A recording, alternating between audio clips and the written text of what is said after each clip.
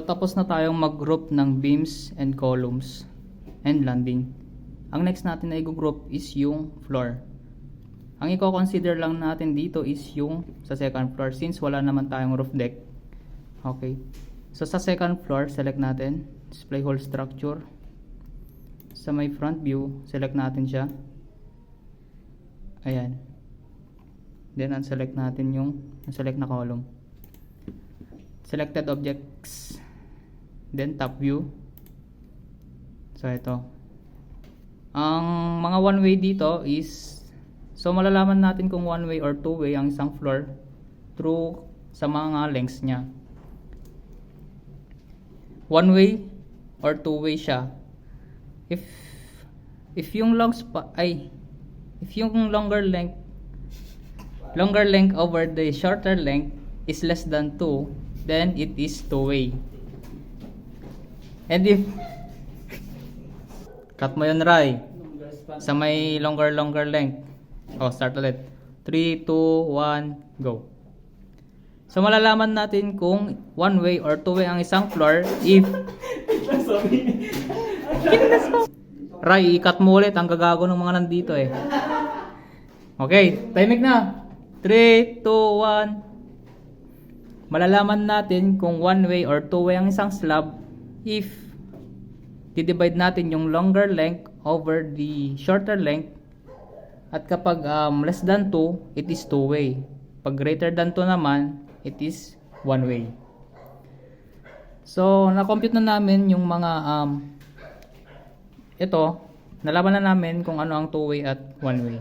So, ito yung mga one way. Ito, walang slab to, hanggang dito lang. Kasi dito banda yung stairs. Ito, one way, hanggang dito. Two way naman tong mga to. Ito, hallway, hanggang dito. And itong sa may cantilever slab, it is dito naman sa may cantilever slab, hindi na to considered as floor. Okay, so sa mga dito lang, since dito lang naman yung may mga live loads, ganun. So mag-group na tayo. It is second floor, create second floor one way with partition. With partitions siya kasi may mga walls dito. Yan. Then click floor kasi it is grouped as floor. Then select floor. Okay. Select natin yung beams. Ito, one way tong mga to. Yan. Yan. Dito. Diyan. Diyan. Dito. So, select lang tayo guys. Naka-control lang to para ma-select lahat. Ito. Yan.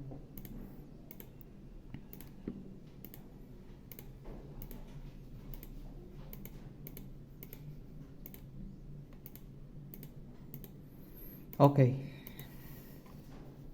Then, associate natin siya sa second floor one way with partition. Associate. Selected geometry.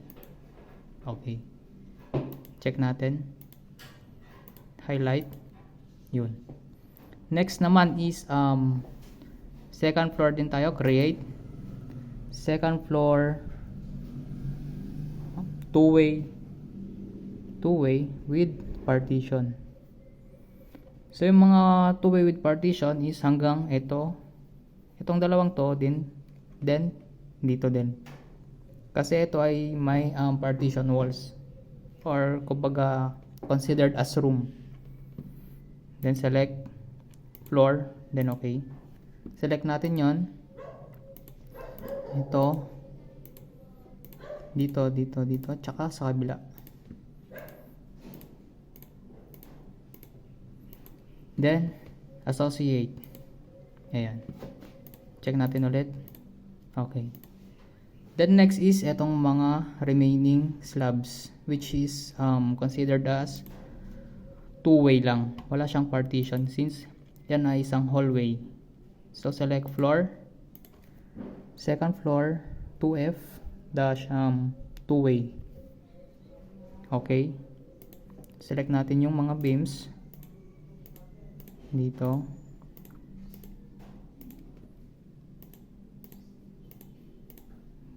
Control lang natin siya, guys.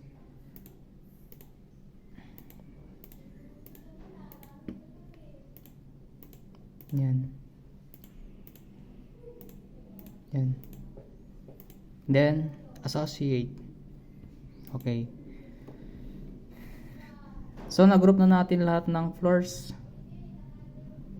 Then ang next na natin gagawin is sa ating model generation part is ang properties.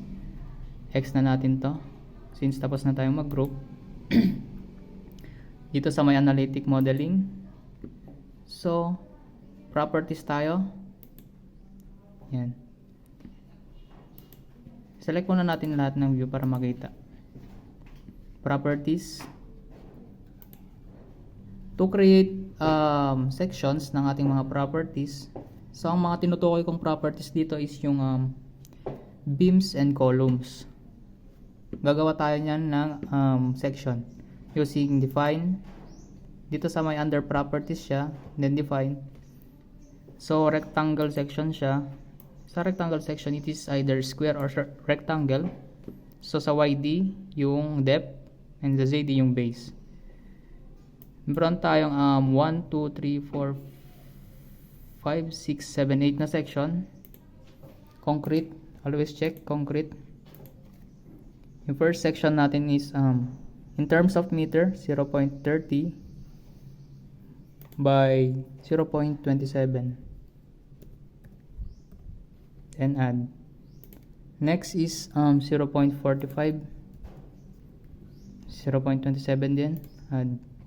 Next, square section 0.50 by 0.50.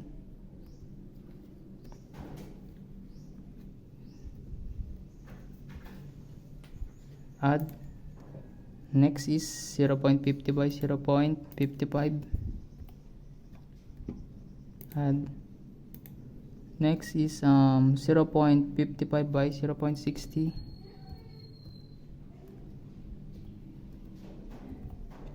Add. Next is 0.32 by 0.28.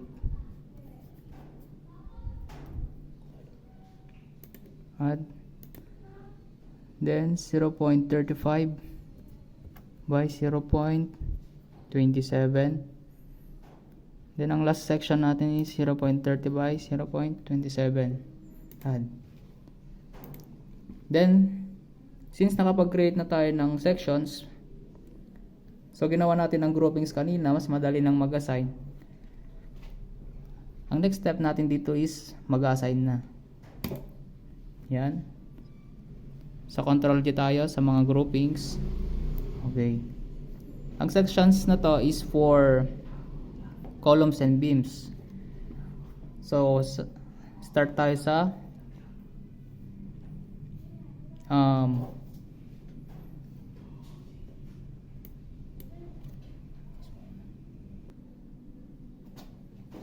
tapos na nating i-create yung mga section ng beams and columns. Next na natin gagawin is i-assign. So dito muna tayo sa my view. I-assign muna natin is ang mga beams. So sa front view tayo. Sa second floor beams, select natin yan lahat. Ayan. Then select object, top view.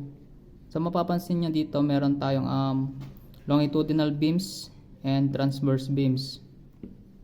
So i-group natin yan according to them. So sa longitudinal beam, ang section is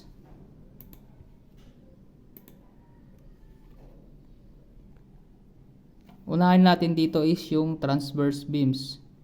Select natin hanggang dyan sa overhang. So lahat.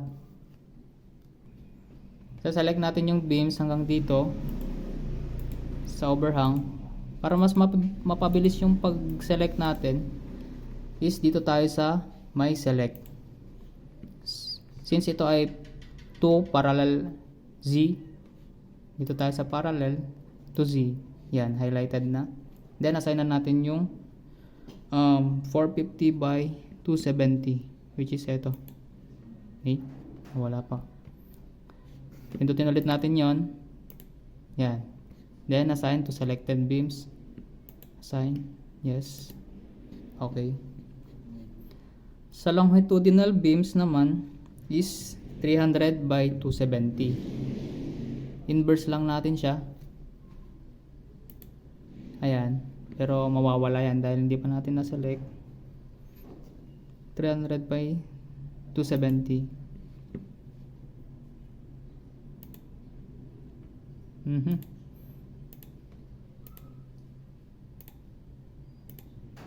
Yan, then inverse. Yan yung longitudinal. Assign to selected beams 0.30 by 270. Check.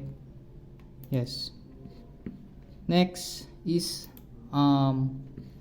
sa may kwan naman tayo, roof beams. So, considered as second floor beams. Doon tayo sa view. Display all structure front view. So sa roof beams natin, select natin siya. Yan. Selected objects. Then sa top view ulit. So ganun din. Mayroon siyang longitudinal and transverse. So dun muna tayo sa transverse. So select. Tanggalin muna natin to. I-select muna natin yung section niya para minsanan na. 270 by 350. 35. Yun. Dito sa parallel to Z. Yun. Then assign to selected beams. Yes. Sa kabaliktaran niya naman, longitudinal. Mawawala na naman to. 270 by 300. Pinutin lang natin yung to Z, then inverse niya. Yan.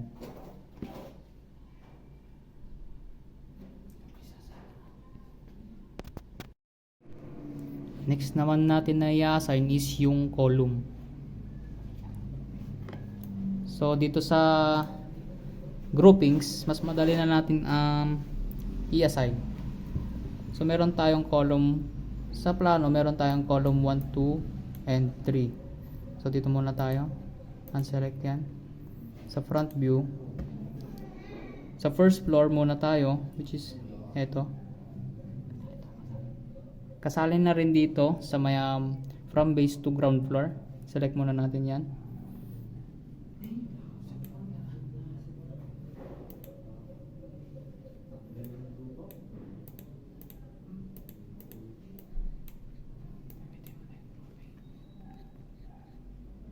Para mas mapadali, gamitin na natin yung grouping. First floor columns. Highlight. Yan, selected objects. Sa 3D. Yan. So, ang column 1 natin with dimension of 500 by 500 mm. 0.5 by 0.5 is ito. Tanggalin lang natin yan. Then, tanggalin din natin to. Then ito. Itong mga to.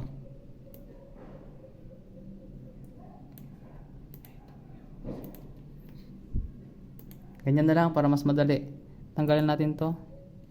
Select all. Control A. Tanggalin natin yan. Yan. Yan. Yan. And ito. Then, check natin. Sa view. Ang 3D natin. So, hindi siya na-select guys. Tanggalin natin to isa-isa na lang. Yan. Dahil ibang section na ang gagamitin natin sa mga ito. Ito yung column 1. Assign natin sa 0.5 50 by 0.50 at yun nga natanggal ulit. Control A ulit. Tanggalin natin tong mga to. Unselect. Yan. Yan. Top view natin.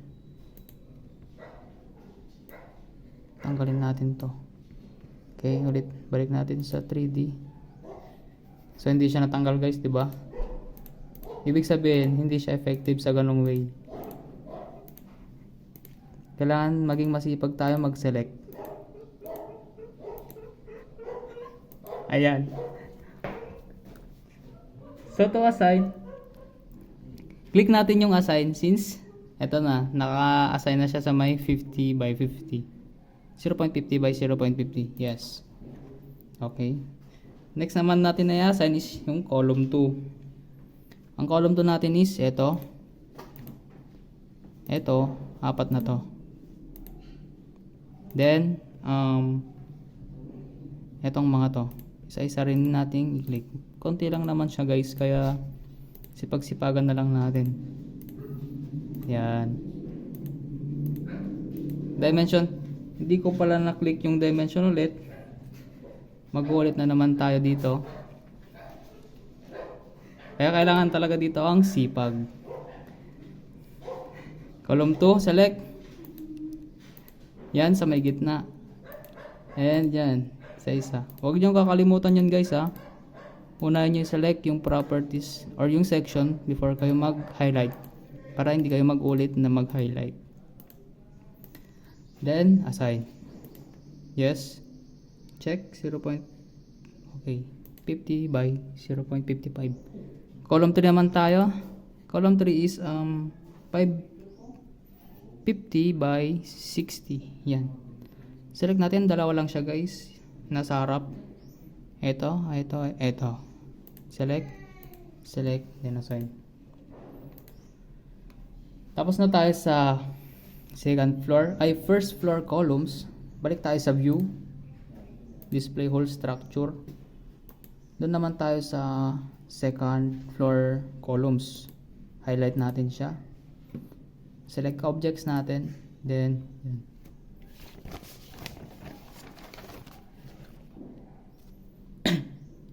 so dito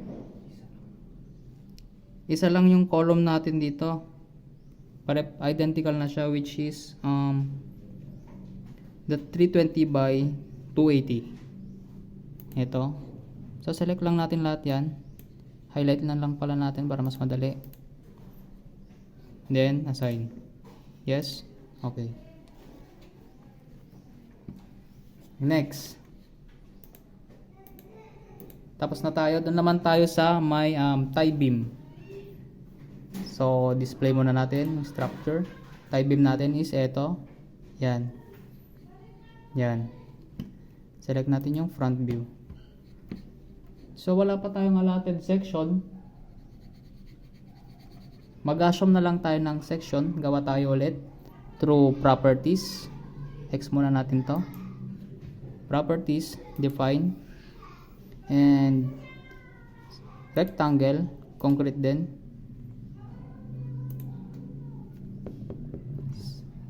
So, ang i-assume na lang natin is parehas na lang sa second floor beams, yung mas malaking section na lang, which is 0.35 by 270 na lang, by 0.70. Ay, 27. Sorry guys, my fault. Add. So, select natin yung beams sa first floor. Ito. Selected objects. Tingnan natin sa top view. Lahat yan guys is i-assign natin as tie beam which with a section of 0.35 by 0.27. So naka-highlight na, assign na natin siya. Assign. Yes. Okay. Tapos na tayong mag-assign ng properties ng ating structure or geometry. So, ang next step na gagawin natin is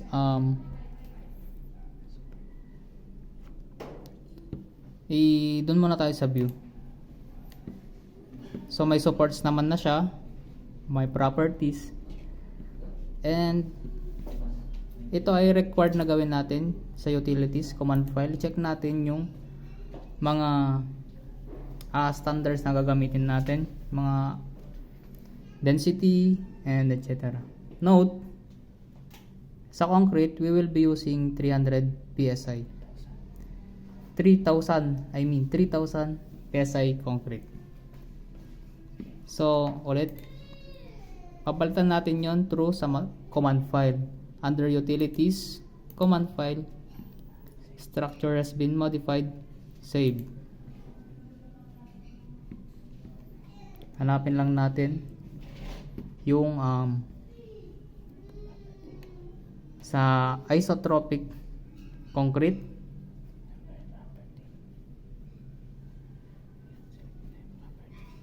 Or para mas mapabilis, dito na lang tayo sa member properties. Ayan. Bilis guys, di ba? Sa density, dapat 23.5616. So tama. Alpha 1E-05 tama. Dump 0.05 tama. Sa dito naman tayo sa strength is gagamitin natin ay 20,684.3. So palitan natin to 20,684.3. Next is tapos na. Sa-save natin yan. X natin. Magsa-save na yan. Wait lang tayo ng ilang seconds. And charan! Processing. Yan. Tapos na tayo. Ang next na step na gagawin natin is assigning crack sections. To assign crack sections, mahanap natin yan sa analytic modeling, syempre sa specification, and sa beam dito banda. Beam, makikita nyo dyan is yung property reduction factors. So bali assignan natin ng crack section ang beams and columns, which is magkaiba ng value ng RIX, IY, and IZ. So doon muna tayo sa columns. Ang RAX ng columns is 1, RIX 0.7, and lahat to hanggang sa RIZ is 0.7. 0.7. Then click add.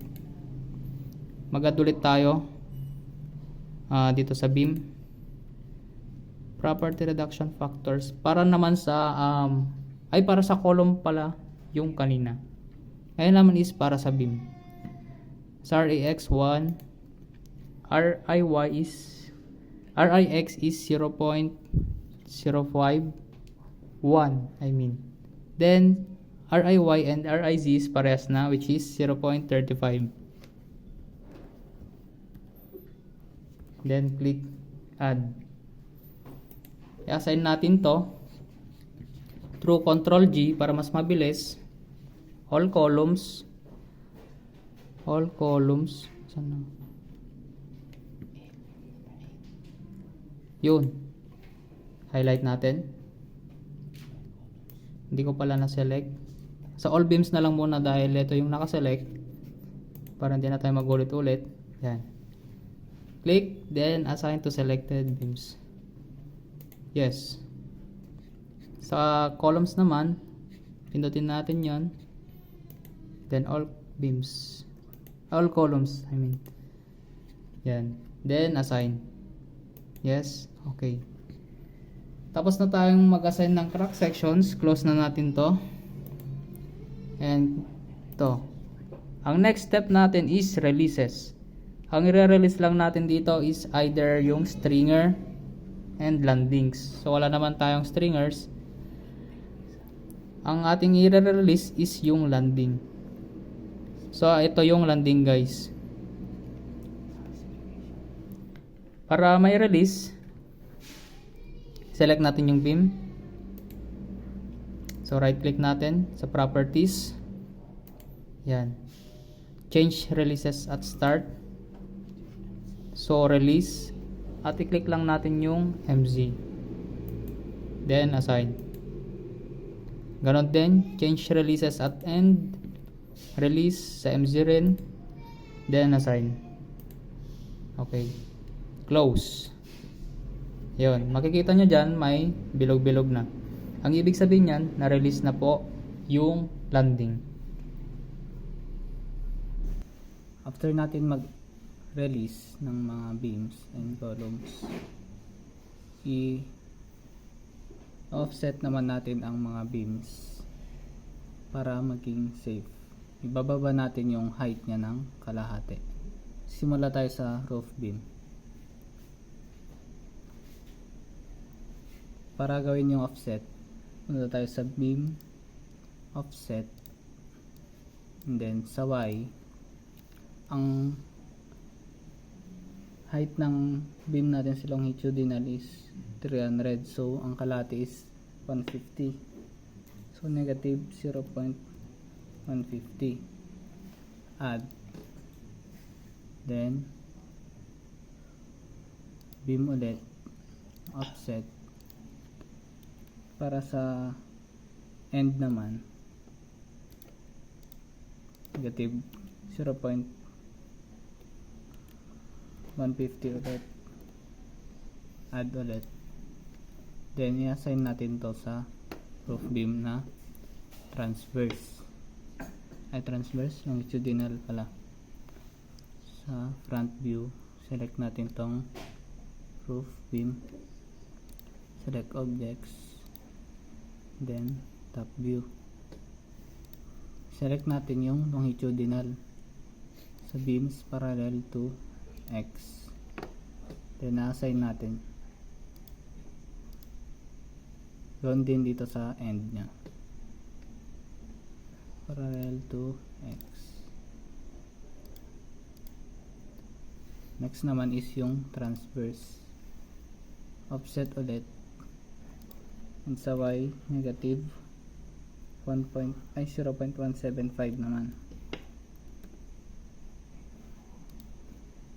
negative, add, tapos beam ulit para sa offset sa end, negative 0.175,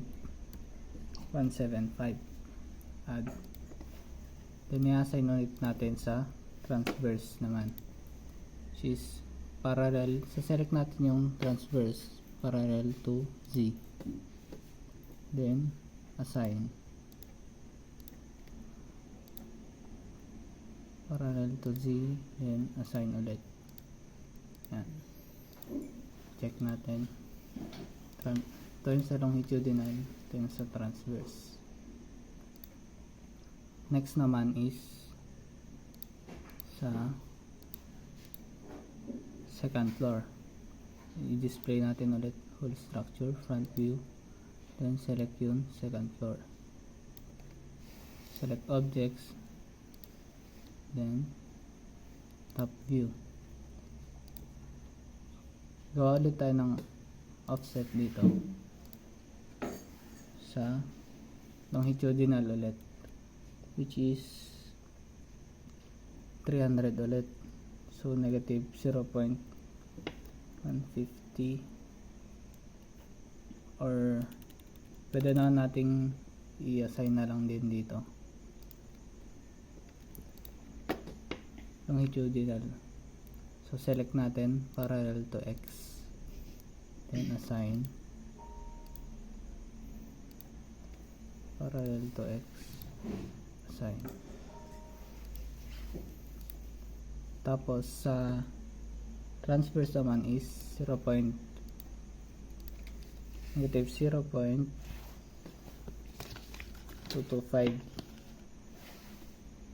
start, add natin, tapos offset ulit, negative 0.225, at huwag natin kalimutan na end ito, and add, Next is assign naman natin sa transverse. Parallel to Z, assign. Parallel to Z, then assign. Next naman is sa first floor.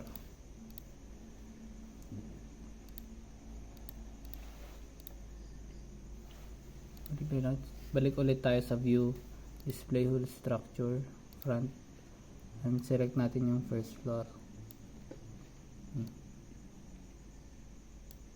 Ayaw ma-select.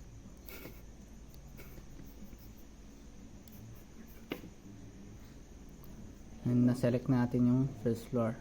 Then select objects and top view. Then ang i-offset naman natin dito sa first floor beam ay pares na 0.175, or since may kapares na siya doon, i-assign na lang natin din ulit dito, dadagdag natin, select parallel to X, pares silang 0.175 sa longitudinal and transverse.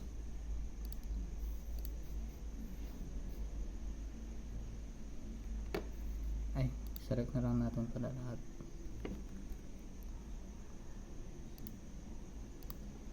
Tapos sa end naman, select natin lahat, tapos assign. Yan, punta tayo sa para makita natin kung tama. Select natin to sa roof beam at ano. Yan, tama. Tama.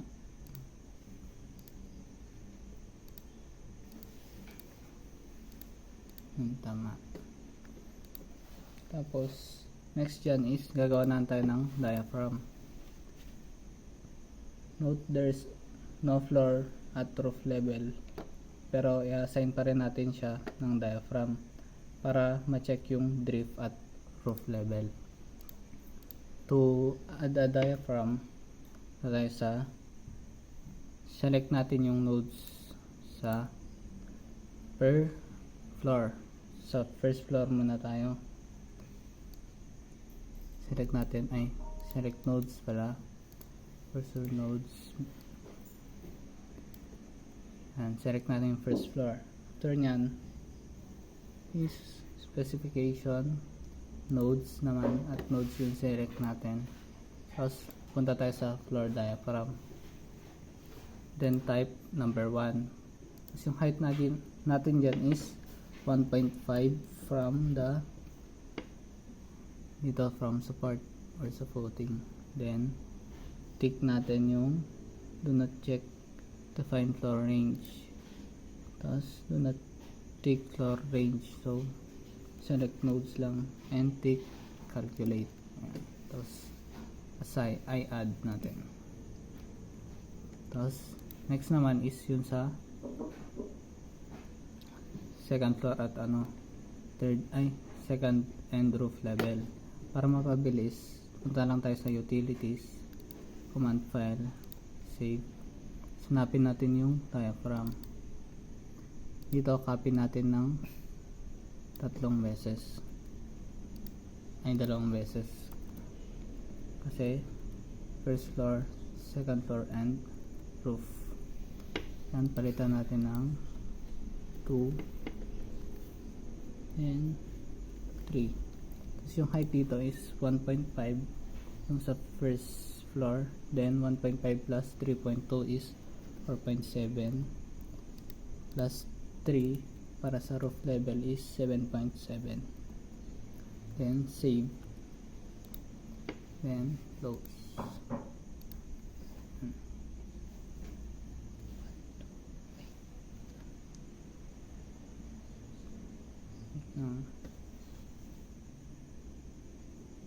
After assigning, check natin to. Tapos ayan, na-select na siya. Punta tayo sa front view. Ito yung sa first floor, second floor. Kita nyo naka-highlight na yung mga nodes nya. Sa third, sa roof level, naka-highlight na rin.